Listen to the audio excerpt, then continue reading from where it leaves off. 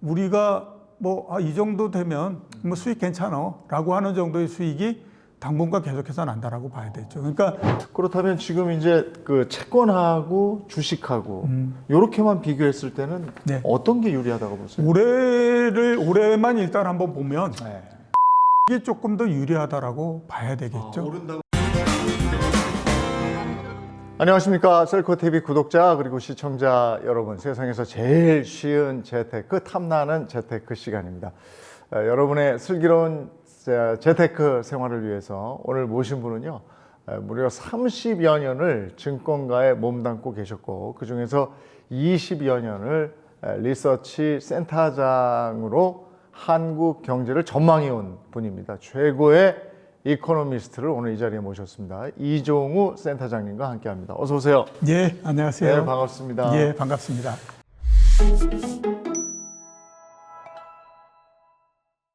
제가 앞서 소개에 30여 년 동안 증권사에 계셨고 20여 년 동안 그 리서치 센터장으로 계셨다 이랬는데 정확히 얼마나 현역으로 계셨던 겁니까? 현역으로는 31년 한 6개월 정도 됐고요. 리서치 센터장으로는 16년 4개월 정도 됐습니다. 그러니까 전체 그 직장 생활했던 거에 절반 좀 넘게를 리서치 센터장으로 있었죠. 지금은 퇴직하신 거잖아요. 예, 지금 퇴직했죠. 한 4년 정도 됐습니다. 예. 그러면 은퇴 준비라는 걸 하셨습니까? 은퇴 준비라는 걸 하셨다면 언제부터 하셨는지 그것도 궁금합니다. 되게 이제 보면 뭐 은퇴하면 뭐 할 건가 뭐 이런 이제 많이 그걸 하는데요. 네. 제 경험으로 한번 이렇게 따져보니까 내가 은퇴하고 난 다음에 뭐 할 건가라는 고민하다가 결국 죽는다라는 생각이 많이 들더라고요. 그것보다는 자기가 했던 거에 연장해서 계속 이렇게 저렇게 부딪히고 하다가 보면 이제 자기의 그 롤이 생기고 이런 그 형태가 된 것 같은데, 준비를 했냐라고 물어보시면 저는 준비를 어느 정도 했다라고 말씀을 드릴 수 있을 것 같습니다. 그 은퇴를 하기 전에 한 4, 5년 전 정도서부터 그 생각을 많이 했죠. 내가 은퇴를 하고 난 다음에 과연 뭘 할까, 이런 생각을 굉장히 많이 했었거든요. 그때 이제 증권회사에서 있다가 은퇴한 사람들, 이제 뭐 그래도 뭐 임원을 하다가 은퇴하고 이랬던 사람들이 갈 수 있는 방법이 그 당시까지 따져보면 한 두 가지 정도였습니다. 하나는 여러 사람들이 모여가지고 뭐 자문사를 만든다던가 이렇게 하는 방법 하나. 두 번째는 개인적으로 자기가 투자하는 방법, 이른바 개투라고 하는 개인 투자자 방법 하나. 두 가지였거든요. 근데 저는 그 두 가지는 다 나한테 안 맞는다라는 생각이 들었어요. 그래서 뭘 할 수 있을 거라고 생각했는데 그 모델이 지금의 모델입니다. 그러니까 뭐 글도 쓰고 가끔 또 방송도 하고 이렇게 하는 게 맞을 것 같다라는 생각이 들어서 그때에서부터 조금씩 준비를 했다라고 말씀을 드릴 수 있을 것 같은데, 준비를 어떻게 했냐라고 이게 물어보시면 이게 되게 증권회사 다니고 회사 다니고 그럴 때는 그래도 은퇴하기 전에는 그래도 아무튼 뭐 좀 이렇게 임원급으로 해서 높은 레벨에 있잖아요. 그러면 이제 방송 뭐 어디에서 나와달라 이렇게 얘기하면 되게 귀찮거든요. 무슨 뭐 출연료를 많이 주는 것도 아니고. 근데 만약에 그 여의도니까 가장 가까운데 KBS 간다고 하더라도 출발해서 한 30분 걸리죠. 거기서 또 준비하고 기다려야 되는 시간이 있죠. 방송 끝나고 그 다음에 와야 되죠. 그 전에 또 원고 보고 원고에 대한 준비해야 되죠. 그러니까 총 들어가는 시간이 3시간 이상 넘게 들거든요. 그러니까 어떻게 보게 되면 굉장히 귀찮은 일이죠. 근데 그렇게 해서 아이고 귀찮아서 뭐 이렇게 가다 보면요, 나중에 퇴직한 다음에 아무도 안 불러줍니다. 근데 뭐 기회를 준다라고 하면 한두 번 정도 주겠죠. 근데 그 전서부터 계속 해가지고 출연도 하고 인연을 갖고 그러면 그 다음서부터 자기가 퇴직하고 난 다음에도 계속 그런 인연이 계속 맺어지는 거거든요. 그런 부분에서 저는 좀 준비를 했다라고 말씀드립니다. 그 전에 명성이 있으시니까 그래도 방송사에서 모시는 거죠. 예. 안 그러면은 저 모시는 기회가 없거든요. 예, 그렇더라고요. 그런 예. 면에서는 한 분야에서 두각을 나타내셨으니까 그 다음에 삶이 있는 건데. 예. 제 친구들 지난 연말에 이제 송년 모임 가보면 금융권에 있는 친구들이 특히 그런 말을 많이 해요. 뭐 이제 그 명퇴 또 뭐 이렇게 그 좀 뭐라 그럴까 보이지 않는 그런 느낌이 있대요. 그렇죠. 나가야 되는데 막막하다 이런 얘기를 많이 해요. 근데 저희는 이제 50대에 뭐 그렇지만 이제는 40대도 그렇거든요. 연령대별로 어떤 준비를 하면 좋겠습니까?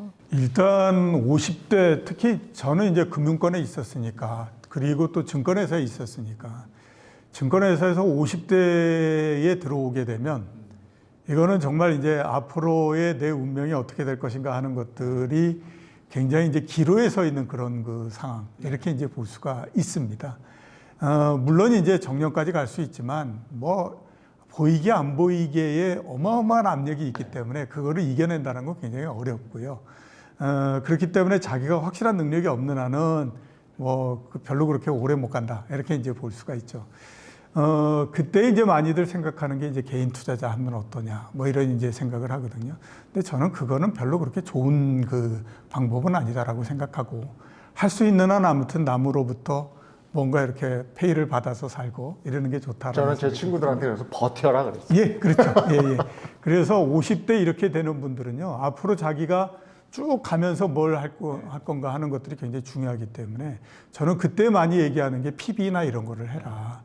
이게 한 4, 5년 정도는 힘들 수 있지만 그거를 넘어가게 되면 그 다음서부터는 정말 계속 가는 거다. 왜냐하면 4, 5년 동안 네가 고객을 만들고 돈을 이렇게 쭉 모아서 이렇게 한다라고 하게 되면 그 다음서부터 네가 일정하게 어느 정도 그렇게 해서 회사에다가 수익을 창출해 주는 그 사람이 되면 누가 뭐라고 그러겠냐. 스트레스 많이 받는다고. 예, 이건 뭐 스트레스 많이 받지만 세상에 스트레스 없는 일이 어디 있겠습니까?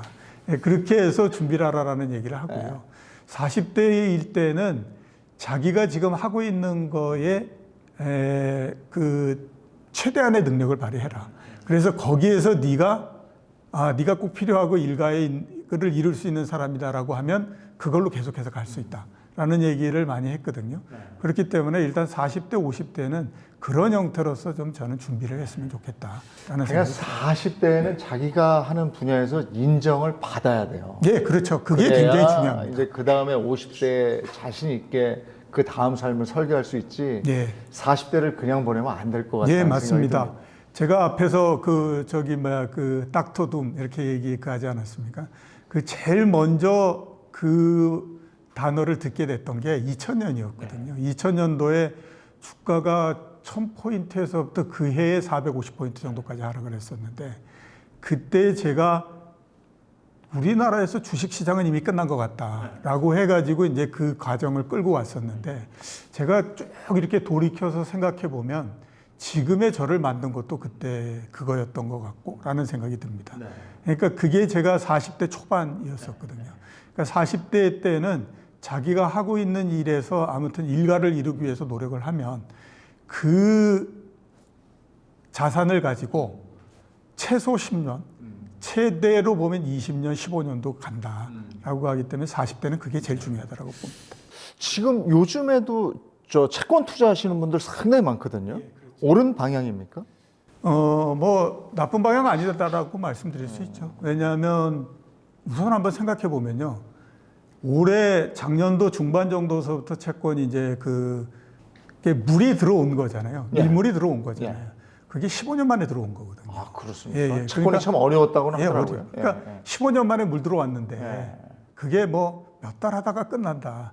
이거는 좀 말이 맞지 않는 거잖아요. 그렇기 때문에 상당 기간 간다라고 봐야 될 것 같고 그 다음에 그렇게 하다 보니까 우리가 뭐 이 정도 되면 뭐 수익 괜찮아라고 하는 정도의 수익이 당분간 계속해서 난다라고 봐야 되죠. 그러니까 지금 우리가 많이 얘기하는 건 이제 국채를 가지고 많이 얘기하는데 아니 뭐 국채에 꼭 투자해야 될 정도로 리스크를 피해야 되고 뭐 그러는 건 아니잖아요. 그러니까 이제 회사채 A 등급 이런 것들을 지금도 보면 5% 후반 정도 이런 정도의 수익이 나거든요. 그러면 1년에 5에서 6% 정도 수익 난다라고 하게 되면 작년도 한번 생각을 해보세요. 1%, 2% 가지고 따지고 했었는데 그러면 뭐 그 정도면 굉장히 괜찮다라고 봐야 되죠. 그렇기 때문에 괜찮다고. 근데 지금 이제 올해 들어서 예. 뭐 지난해 말에는 뭐 산타랠리 했는데 산타랠리 안 왔고 예.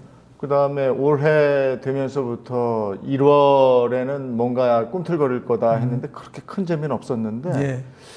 구정설 예. 지나고 좀 움직임은 있는 것 같아서 예. 그렇다면 지금 이제 그 채권하고 주식하고 이렇게만 비교했을 때는 네. 어떤 게 유리하다고 보세요? 올해만 일단 한번 보면 네. 주식이 조금 더 유리하다라고 봐야 되겠죠. 아, 오른다고 생각을 하시는 거예요? 예, 그렇죠. 왜냐하면 올해 초에 주가 굉장히 낮았잖아요. 예. 그렇기 때문에 그게 어떻게 생각하면 연중 가장 바닥에서부터 지금 시작을 한 상태이기 때문에 공금리 정도, 그러니까 국채 금리에다가 더 플러스해서 한 5%, 6% 정도, 그런 정도의 수익을 내는 거는 올해 주식시장에서 그렇게 어렵지 않습니다. 그렇기 때문에 제가 봤을 때는 올해, 내년도 이런 정도에서는 주식이 괜찮다라고 생각이 들거든요. 근데 그것도 투자에 굉장히 유의하셔야 됩니다. 그렇죠. 제가 생각했을 때 올해 주식시장은 일정하게 어느 정도 박스권에 있을 거다라고 생각이 들거든요. 바닥이 한 2200 되고 고점이 한 2500 된다라고 생각이 드는데, 자, 한번 돌아가서 생각해 보죠. 작년도 연말에 2200포인트와 2200포인트 깨놓고 밑에서 왔다 갔다 하고 이럴 때 대개들 굉장히 겁을 내고 했었지 않습니까? 공포죠. 더 떨어질 줄 그래서 알았죠. 막 얼마가 더 내려간다라고 네. 해서 주식을 판 사람도 있고 그렇잖아요. 지금 이제 쭉 올라와서 어느 정도 돼서 2500포인트를 바라보는 순간이 되니까 야, 이거 좀 괜찮은 거 아니야? 이런 게 듭니다. 그러면 보통의 사람들이다라고 생각하면 주식 투자를 어떻게 했을까라고 우리가 생각하면, 자, 2200포인트 막 왔다 갔다 할 때는 겁이 나서 주식을 못 사거나 거기에서 팔거나 이렇게 했을 거고, 지금 이제 주가가 올라가니까 아, 이거 괜찮을 것 같아, 한번 사볼까? 이런 생각을 하지 않습니까? 근데 연중으로 주가가 쭉 박스권에 있으면 이게 지금이나 2500포인트 돼서 사고 2200포인트에서 팔고 이렇게 한다라고 하면 계속 거꾸로 가버리는 거잖아요. 그러니까 올해는 그렇게 거꾸로 갈 수 있는 가능성도 상당히 있으니까 그런 부분들을 감안을 해야 되는데, 평균적으로 우리가 한 2200포인트 대에서 주식을 산다라고 하면 그거는 채권보다도 수익이 높다라고 봐야 되겠죠. 못 기다려요, 근데. 그렇죠. 예, 예. 꼭 이렇게 버티고 있다가 지금 2400 조금 넘었는데 요 구간에서 사요. 예, 맞습니다. 예, 그러다가 2500 정도 가면은 될 것 같거든요. 그럼 더 사요. 예, 맞습니다. 근데 그때 이제 220. 예, 예. 그래서 제가 아주 오랜 시간 동안에 주식 시장을 이렇게 쭉 분석을 하고 하니까, 아, 이게 시간이 지나면서 주식에서 중요하고 한 부분들이 달라진다라는 생각이 들더라고요. 제일 처음에는 주식에 대한 지식을 굉장히 중요시하게 됩니다. 그러니까 지금 경제가 어떻고요, 기업이 돈을 어떻게 벌고요, 이 기업이 돈을 좀 더 벌 것 같습니다. 이러면서 이제 그게 굉장히 중요하게 생각이 돼요. 근데 이제 조금 더 지나고 나면 그것보다도 더 중요한 게 뭐냐면 경험이 굉장히 중요하게 생각이 들더라고요. 그러니까 아, 옛날에 이런 국면이 있었고, 그렇기 때문에 우리가 이 국면에서 어떻게 행동을 해야 되고, 이런 것들이 나오는 거죠. 좀 전에 우리가 얘기했던 것처럼 거꾸로 그해서 낮은 데에서 팔고 높은 데에서 사고 이러는 것들도 보면 경험이 부족하기 때문에 이제 그런 부분들이 굉장히 나오는 거고요. 그 다음에 이제 그 국면까지 넘어가고 나면 그 다음에는 인간의 심리에 대한 이해, 이 부분들이 굉장히 중요하죠. 아니, 사람들은 왜 이렇게 와글와글 모여가지고 더 서로 주식이 좋다고 난리를 치면서 주가가 굉장히 높을 때 막 모여들고, 거꾸로 주가가 굉장히 떨어졌을 때 다 이렇게 주식을 버릴까? 왜 사람들은 이렇게 그 생각을 하고 이렇게 행동을 하지? 라고 하는 거에 대한 이해가 굉장히 중요해지는 게 되더라고요. 그러니까 그런 부분들에 대한 이해, 이 부분들이 앞으로 주식시장에 투자하고 하면서 수익을 내는데 굉장히 중요해요. 그 버틴다는 게 쉽지가 않습니다. 아, 쉽지 않습니다. 어마어마하게 힘듭니다. 스트레스 굉장히 받고요. 채권 투자는 많은 분들이 또 이건 어떻게 하는 거지 하시는 분도 계실 거예요. 근데 어쨌든 증권사에서 채권도 할 수 있는 거예요. 네, 그렇죠. 왜 우리가 주식이라고 얘기하고 증권이라고 얘기하잖아요. 그래서 증권회사라고 얘기하지, 이 여의도에 있는 회사들을 주식회사라고 얘기하지 않잖아요. 증권회사라고 하는 건 주식과 채권을 같이 하는 그런 그 회사들입니다. 그렇기 때문에 채권도 역시 마찬가지로 증권회사에서 매매를 하고 거래소에서 매매를 하고 이런 형태가 되는 거죠. 그 ETF 같은 것도 많이 나와 있죠. 예, ETF도 많이 나와 있고, 그 다음에 순수하게 그냥 채권 이런 것들도 많이 있고, 그렇기 때문에 한번 해보시면 어렵지 않습니다. 근데 안 해봤기 때문에 아, 이거 되게 어렵고 뭔가 신비한 뭔가가 있는 것 같고 이런 생각이 드는 거죠. 주식창에도 이렇게 보면 이렇게 하면 나와요. 네, 나와요. 채권 나와요.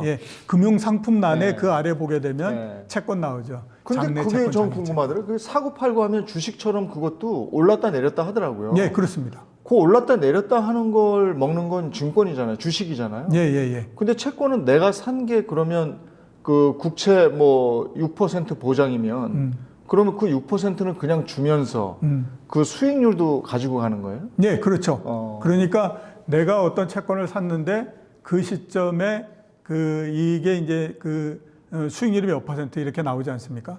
그거는 내가 계속 갖고 가게 되면 그만큼의 이자를 통해 가지고 수익을 얻는 거고요. 그런데 이제 가다가 보니까 이 채권 가격이 올라갔어. 네. 그러면 그때는 이제 팔게 되면 네. 그 채권에 이제 그걸 이제 자본 이득이라고 네, 얘기를 하거든요.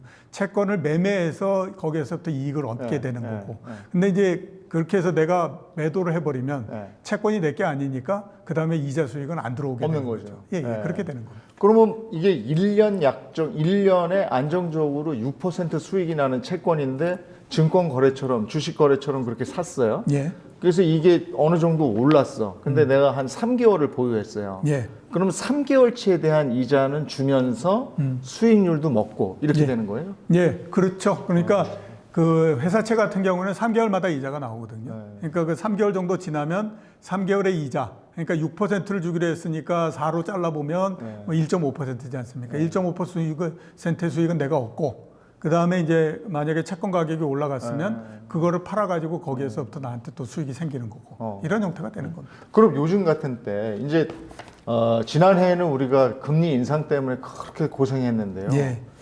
이제 뭐 계속해서 2월에도 0.25 올린다 그러고 그 다음에 그 정도 베이비 스텝으로 간 다음에는 어느 정도 이제 스테이 구간이 있을 거고 그 다음에 내려가게 되잖아요. 예, 예. 그러면 채권은 이럴 때 더 좋은 겁니까? 예, 금리가 떨어지는. 그렇죠. 금리가 내려갈 때에 훨씬 더 좋죠. 이제 금리가 내려가면 그 채권의 가격은 올라가게 됩니다. 네. 그러니까 채권은 제일 처음에 발행할 때 그 액면가 10,000원으로서 발행을 하거든요.